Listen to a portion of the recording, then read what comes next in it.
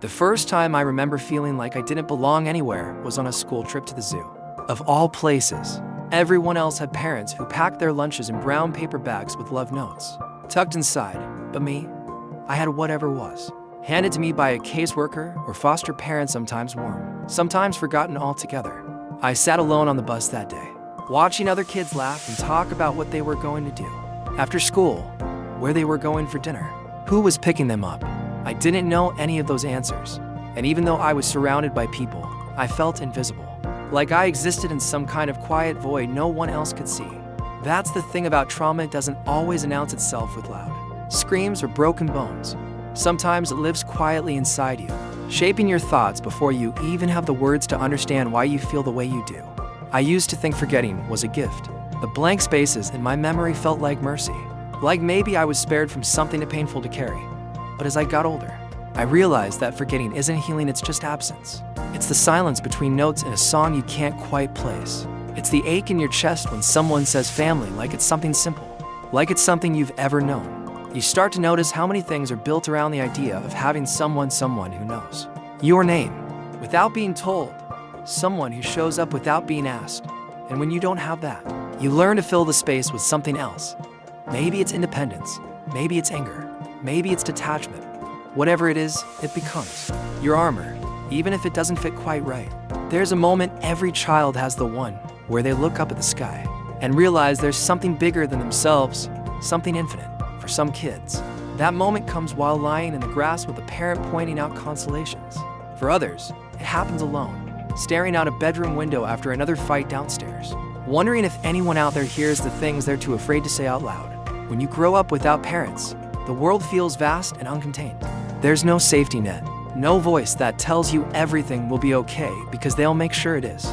So you learn to be self-reliant early, to build your own sense of security from scraps. But no matter how strong you become, there's always a part of you that wonders, what did I miss? What would it have been like to be held when I cried instead of left to figure it out on my own? We carry these questions like shadows, always there, never fully seen. They shape the way we move through relationships, the way we hesitate before letting people in, the way we expect abandonment even when it hasn't happened yet. It's not paranoia, it's survival.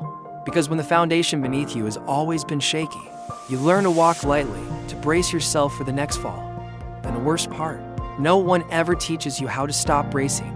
No one sits you down and says, you're safe now. Because the truth is, you might not be. You might still be navigating a system that sees you as a case number more than a person, still waiting for someone to see past your behavior and into the pain underneath. But here's the thing about pain, it leaves fingerprints. Even when you forget the exact moments that shaped you, they leave behind echoes.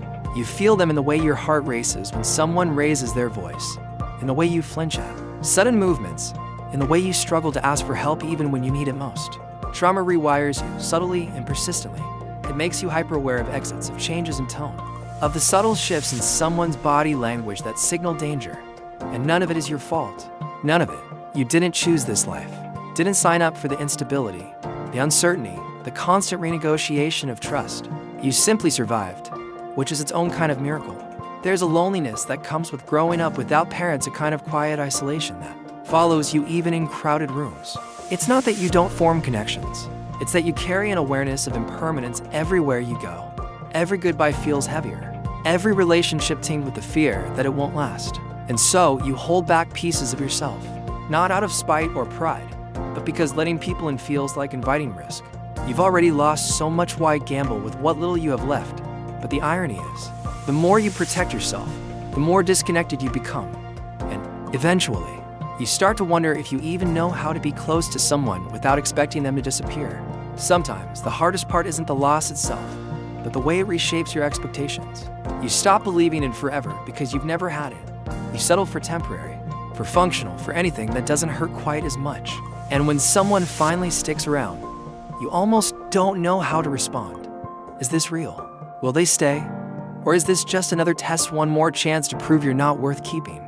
These thoughts don't come from nowhere. They're born from years of being moved, of being overlooked, of learning that permanence is a luxury you weren't guaranteed. Healing isn't linear, and sometimes the wounds you don't remember cut the deepest. But here's the thing, you are allowed to grieve. You are allowed to mourn the childhood you deserved but never got. the family you should have had but never did. You don't have to apologize for wanting more, for needing more, for daring to believe you deserve stability. The fact that you're still here, still breathing, still trying, that means something. It means you fought, even when you didn't know how. It means you carried the weight of a world that wasn't fair, and somehow, you kept going. And that resilience, that strength, that didn't come from nothing. It came from surviving a system that often fails its most vulnerable, from navigating emotions no child should ever have to process alone.